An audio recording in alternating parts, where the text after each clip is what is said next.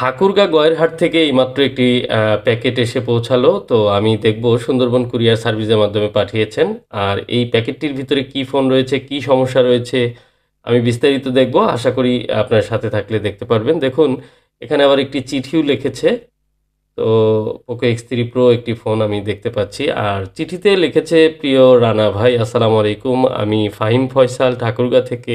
আশা করি ভালো আছেন। আমি দীর্ঘদিন থেকে আপনাকে ফলো করছি। আমি এর আগে আপনার থেকে পোকো X3 প্রো সার্ভিসিং বা রিবোলিং করিয়ে নিয়েছিলাম। অনেক দিন ব্যবহার করেছি, ১.৫ থেকে ২ বছর হয়তো হবে, আমার ঠিক মনে পড়ছে না। রিবোলিং করার পরে আমি খুব ভালো সার্ভিস পেয়েছিলাম।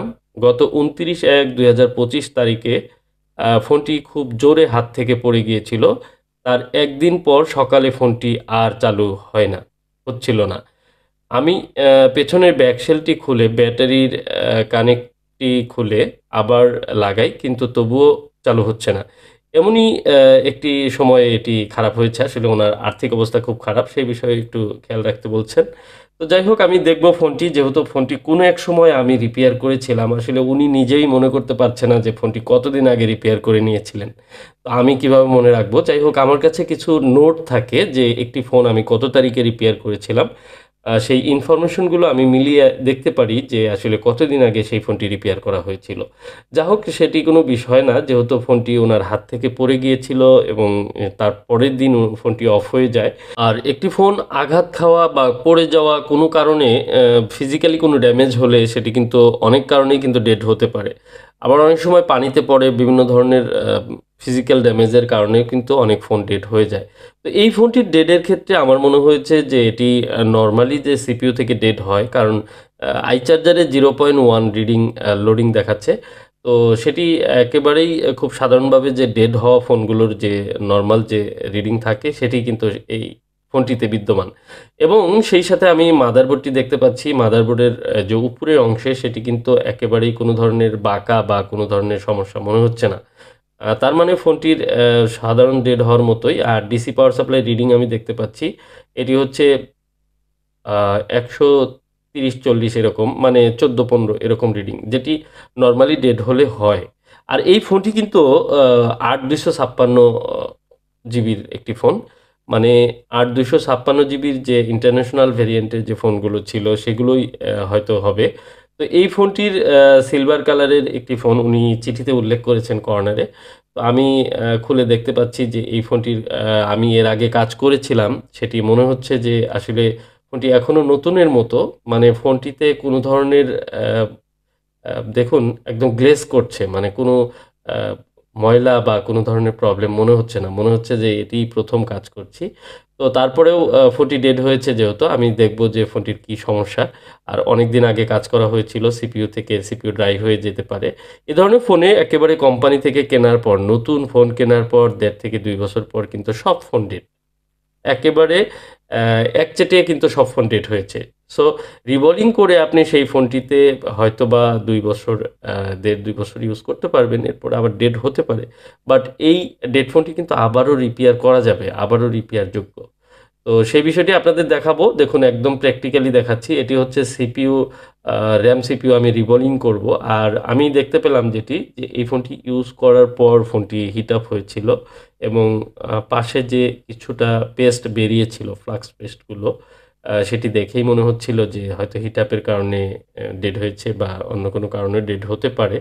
হাত থেকে পড়ে গেলে অনেক সময় এই বলগুলো দেখা যায় ভেঙে যায়। বলগুলোর ডিসকানেক্ট হয়ে যাওয়ার কারণে দেখা যায় কানেকশন ফল্ট করার কারণে ফোনগুলো ডেড হতে পারে। এটি হচ্ছে খুব নরমালি একটি বিষয়। তো আমি ফোনটির সিপিইউ রিমুভ করেছি এবং নিচের যে লাইনগুলো সেগুলো আপনারা দেখুন। আজ থেকে ২ বছর আগে যদি রিপেয়ার করে থাকি, সেই ফোনটির কন্ডিশনটি দেখুন।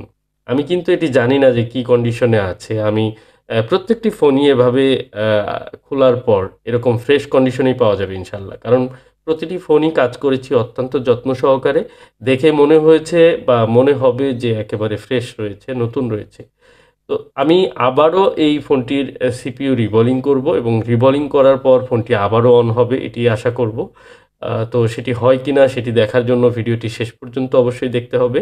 আর মাঝামাঝি এই সময়ের মধ্যে আমি বলব যে আপনারা আমার এই চ্যানেলটি যারা এখনও সাবস্ক্রাইব করেননি, তারা এখনই সাবস্ক্রাইব করুন, কারণ সাবস্ক্রাইব করতে কিন্তু কোনো টাকা পয়সা লাগছে না, বাট এ ধরনের কন্টেন্ট কিন্তু খুব রেয়ার। এ ধরনের কন্টেন্ট পাওয়ার জন্য আপনার অবশ্যই চ্যানেলটি সাবস্ক্রাইব করে রাখতে হবে। সেই সাথে লাইক কমেন্টের মাধ্যমে আপনার মতামত জানিয়ে দিতে পারেন। আপনি যুক্ত হতে পারেন আমাদের এই রানা টেলিকম ইউটিউব চ্যানেলের সাথে।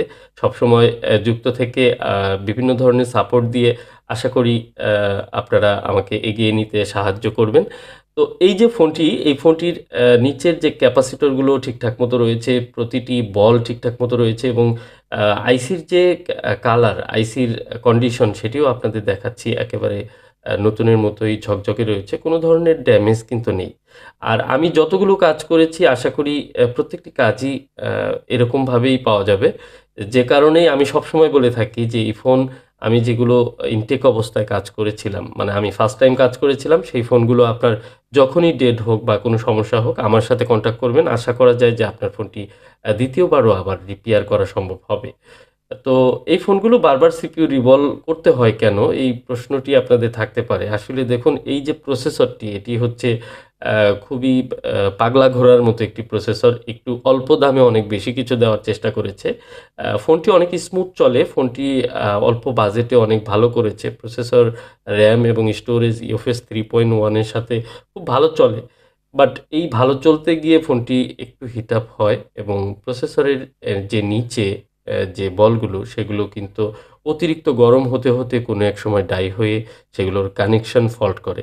এই কানেক্টিভিটি ফল্ট হওয়ার কারণেই কিন্তু বারবার ডেড হয়। আর প্রসেসর তখনই গরম হবে যখন বিভিন্ন কিছু প্রসেস করতে থাকবে। আপনার ইউজারের উপরে সেটি কিন্তু নির্ভর করে। অনেকে আছে গেমিং করেন, অনেকে ব্যাকগ্রাউন্ডে অনেক অ্যাপস ওপেন করে রাখেন, যে কারণে কিন্তু প্রসেসরের উপরে একটা এক্সট্রা প্রেশার পড়ে। আর এই প্রেশারের কারণে কিন্তু প্রসেসরগুলো হিট আপ হতে হতে যে সেক্টরে আপনার সেটি গ্রাফিক্স হোক বা সাউন্ড হোক, বা যে সেক্টরে আপনার প্রেশার বেশি পড়ে, সেই সেক্টরটির লাইন ড্যামেজ হয়ে বা কমিউনিকেশন গ্যাপ হয়ে এই প্রসেসরগুলো বা ফোনগুলো ডেড হয়ে যায়। আর এই প্রসেসরের প্রত্যেকটি কমিউনিকেশন কিন্তু একেবারেই আলাদা। অন্যান্য নরমাল যে ফোনগুলো সেগুলোর মতো না। এই ফোনটিতে যে অডিও সিস্টেমটি ব্যবহার করা হয়েছে, অডিওর মেজর একটি মাস্টার আইসি, এবং সেই সাথে দুটি আলাদা আইসি ইউজ করা হয়েছে, এবং প্রত্যেকটি কিন্তু খুব ডিজিটাল কমিউনিকেশনের মাধ্যমে কিন্তু আইসিগুলো কাজ করে। এবং ক্যামেরা থেকে শুরু করে চার্জিং আইসিতেও আপনার কিন্তু I2C প্রোটোকলের মাধ্যমে কিন্তু বিভিন্ন ডাটা সিল্কের মাধ্যমে কিন্তু কন্ট্রোলিং হয়। যে কারণে এই ফোনগুলোতে খুব অত্যাধুনিক সব ফিচার ব্যবহার করা হয়েছে, যে কারণে ফোনগুলো ডেট হয়। এটি হচ্ছে খুব সহজ ভাষায়।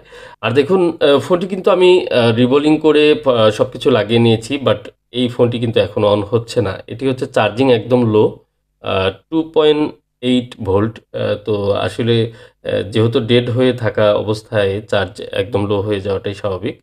আর এই ফোনটির চার্জিং লো হওয়ার কারণ হচ্ছে যে এই ফোনটি বারবার বুট করার চেষ্টা করেছে। আপনাদের শুরুতে, ভিডিওর শুরুতে বলেছিলাম 13-14 বা 15-16 এই ধরনের রিডিং যখন থাকবে, তখন কিন্তু এই ফোনটি বুট করার চেষ্টা করবে।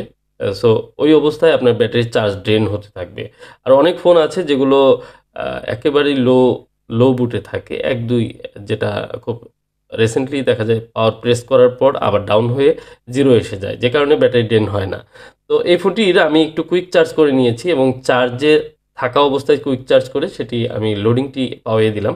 তো এমতো অবস্থায় আমি এই ফোনটির থার্মাল পেস্ট অ্যাপ্লাই করব, এবং আশা করব এই ফোনটি আবারও দীর্ঘদিন চলবে। একদম খুব বীরের সাথে চলবে। তো যদি কোনো সময় আবারও প্রবলেম হয় সেজন্য তো আমি তৈরি আছি। তো আসলে এই ধরনের ফোনগুলো যেহেতু অনেক রিপেয়ার করেছি, সেহেতু আমাকে একটা এক্সট্রা সাপোর্ট দেওয়ার জন্য সবসময় প্রস্তুত থাকতে হয়। আর আমি কিন্তু সবসময় কাস্টমারকে টপ প্রায়োরিটি দিয়ে থাকি। কিন্তু এরপরেও নিজের স্বাধীনতা বলে অনেক সময় সেটিও থাকে না। অনেক সময় দেখা যায় যে ফোন, হয়তো বাইকে আছি, ফোন দিচ্ছে। একটা কাজ করছি, সে সময় ফোন রিসিভ করা যাচ্ছে না, ফোন দিচ্ছে। অনেকেই বোঝারই চেষ্টা করেন না যে একটা মানুষ তার অনেক কাজ থাকতে পারে, অন্য কাজেও ব্যস্ত থাকতে পারে। সবসময় তো ফোন নিয়ে বসে থাকা সম্ভব না। তো এটি একটি বিষয়। আপনারা যারা আমার সাথে কন্ট্যাক্ট করতে চান, সবচেয়ে ভালো হয় আপনারা হোয়াটসঅ্যাপে আমাকে সরাসরি টেক্সট করবেন অথবা ভয়েস দিবেন। আপনার ফোনের মডেল এবং কী, কী সমস্যা সেই বিষয়গুলো বিস্তারিত আগে বলবেন। আমার সেখানে অটোমেটিক কিছু কোয়েশ্চেন করা আছে, সেই কোয়েশ্চেনের অ্যান্সারগুলো দিবেন। দেওয়ার পর আপনার যেটি অ্যানালাইসিস করে আমি আপনাকে একটা রিপ্লাই দিব। আরেকটি বিষয় হচ্ছে যে অনেকে আছেন যে বুঝেন না যে যখন ফোন কেটে দেওয়া হয় বা রিসিভ না করা হয় একের পর এক ফোন দিতে থাকেন। নওগাঁর এক ভাই কিছুদিন আগে আসলে হয়তোবা সে মন খারাপ করেছে। উনি আমার পুরনো কাস্টমার। অনেকদিন আগে ২-৩ বছর আগে ফোন রিপেয়ার করে নিয়েছিলেন। আমি ওনাকে বারবার বোঝাচ্ছিলাম যে, "দেখুন আমার বাবা অসুস্থ, এখানে কথা বলা যাবে না।" তারপরেও উনি কথা বলছে। আমি খুব বিরক্ত হয়ে উনার সাথে হয়তো একটু রুক্ষ ব্যবহার করেছি। যে আমি ফোনের কাজই করি না। এখন ফোন বাদ দিয়ে দিছি কাজ করা। তো আসলে কতটা খারাপ লাগে যে নিজের স্বাধীনতা যখন হারিয়ে ফেলি। আর খুব মন খারাপ হয়ে আমি আ বেশ কিছুদিন আমি ফোন অফ রেখেছিলাম, সুইচ অফ রেখেছিলাম। আমি নিজেও অসুস্থ ছিলাম একটু। তো আসলে আমার বাবা অনেক বয়স হয়ে গেছে। সে অসুস্থ। আ তার সঙ্গে দেখা যায় অনেক সময় দিতে হয় বা অনেক সময় বাসায় থাকি এই কারণে কাছে থাকি। কারণ দেখুন বাবা হারিয়ে গেলে আর পাওয়া যাবে না। পৃথিবীতে এটি আমার কাছে অনেক গুরুত্বপূর্ণ। তো ফোন রিপেয়ার হয়তো বেঁচে থাকলে আরো করা যাবে।